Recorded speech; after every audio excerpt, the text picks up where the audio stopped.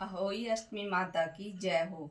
कार्तिक मास के कृष्ण पक्ष में दीपावली से ठीक 7 दिन पूर्व व उसी वार को जिस वार को दीपावली होती है पड़ने वाली अष्टमी अहोई अष्टमी कहलाती है। इस अष्टमी का व्रत माताएं अपने बच्चों के दीर्घायु होने व सुखी जीवन की कामना पूर्ति के लिए करती हैं। पूजन विधान। इस दिन माताएं घर के आंगन की दीवार पर 8 कोष्ठकों की अहोई बनाकर उसमें रंग भरें। अहोई के निकट ही श्याऊ या सेई या उसके बच्चों की अनुकृति चित्र बनाएं। आजकल बाजार में बनी बनाई अहोई मिलती है जिसे दीवार पर चिपकाना भर होता है। माताएं चांदी की भी एक अहोई बनवाकर उसमें चांदी के ही 2 दाने या मोती डलवा लें। फिर तारे निकलने के बाद अहोई का रोली अक्षत दूध भात से पूजन करें। जल भरा लोटा एक पटरे पर सतिया या स्वास्तिक बनाकर रखें।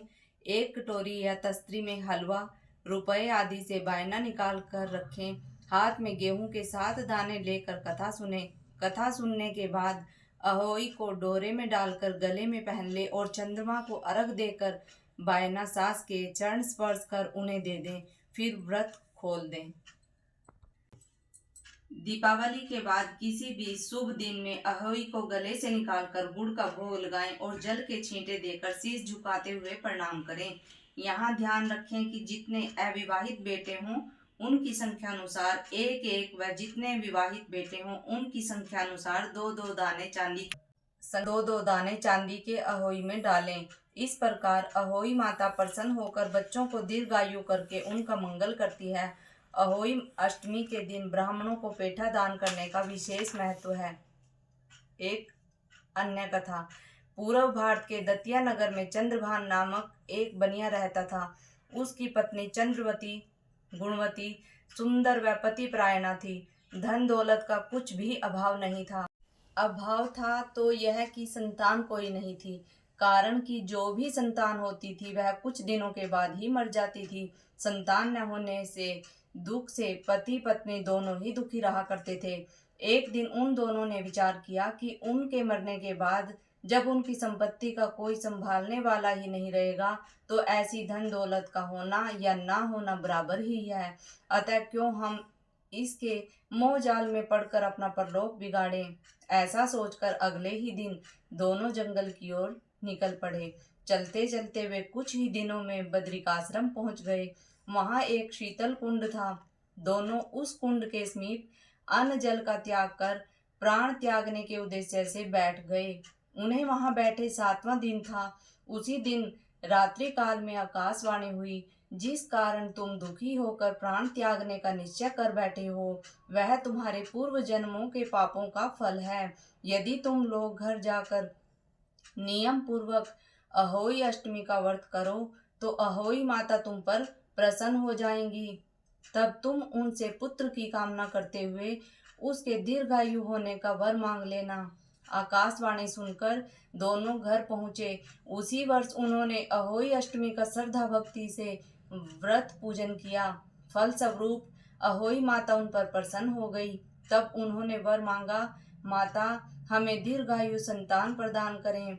इस प्रकार अहोई माता के वरदान से उन्हें पुत्र रतन की प्राप्ति हुई, जो न केवल दीर्घायु हुआ वरन महाविद्वान व प्रतापी हुआ।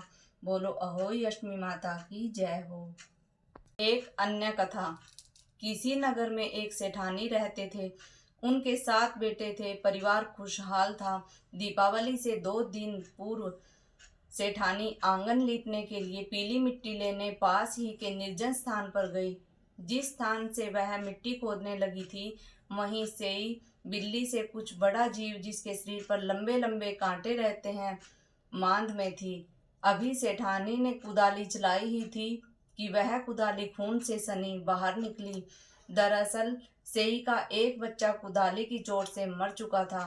सेठानी को जब इस बात का आभास हुआ तो वह बहुत दुखी हुई और मिट्टी लिए बिना ही घर लौट आई। उधर से ही जब अपनी मां में पहुंची तो उसने अपने बच्चों को मरा देखकर शाप देते हुए बोली, जिसने भी मेरे बच्चे को मारा है उसका एक भी बच्चा जीवित न रहे। सेई के शापवश एक ही वर्ष के भीतर सेठानी के 7 बेटे एक एक करके मर गए।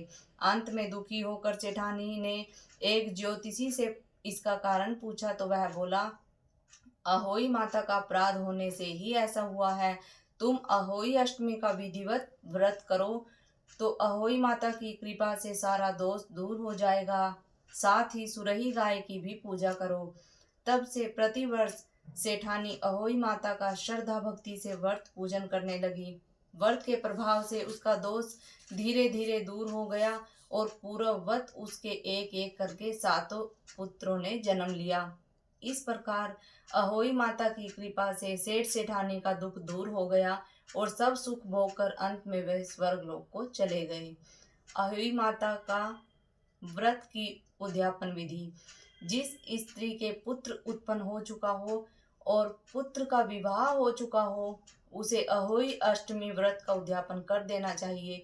इसके लिए वह एक थाल में 4-4 पूड़ियाँ 7 जगह रखकर उन पर हलवा रखें। उसी थाल में एक साड़ी ब्लाउज यथाशक्ति भेंट रखकर थाली पर हाथ चिरच कर सास को चरण स्पर्श कर दें। साड़ी ब्लाउज व भेंट सास अपने पास रखकर पूड़ियाँ हलवा आदि बच्चों को बांट दे। बायना बहन बेटियों को भी दिया जाए तो अति उत्तम होगा। अहोई अष्टमी माता की जय।